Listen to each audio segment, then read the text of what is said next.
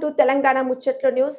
నిజామాబాద్ జిల్లా భీమ్గల్ మండలంలోని గోన్గొప్పుల గ్రామంలో వేలంపాటకు సిద్ధంగా ఉన్న 95 ట్రాక్టర్ల ఇసుక డ్రంపులను రైస్ మిల్ యజమాని చదును చేయడంతో వేలంపాట నిలిచిపోయింది.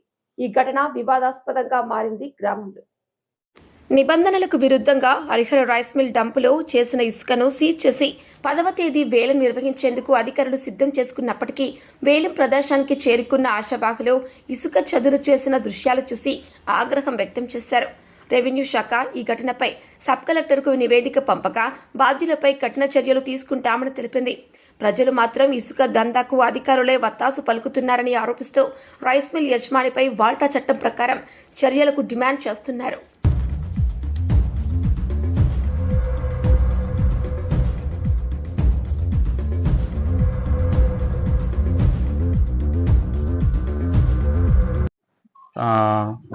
అందిన సమాచారం మేరకు శ్రీ హరహర రైస్ మిల్ గోన్గుప్లలో సుమారు 95 ట్రాక్టర్ల ఇసుకను మా ఆర్ఐ గారు సీజ్ చేయడం జరిగింది.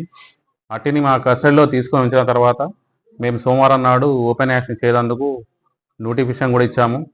సంబంధిత రైస్ మిల్లర్ తన ప్రభుత్వ కస్టడీలో ఉన్న ఇసుకను ట్రాక్టర్తో లేవల్ చేస్తూ అక్కడ ఎక్కడైతే ఉందో అక్కడికి లేకుండా చేశాడు.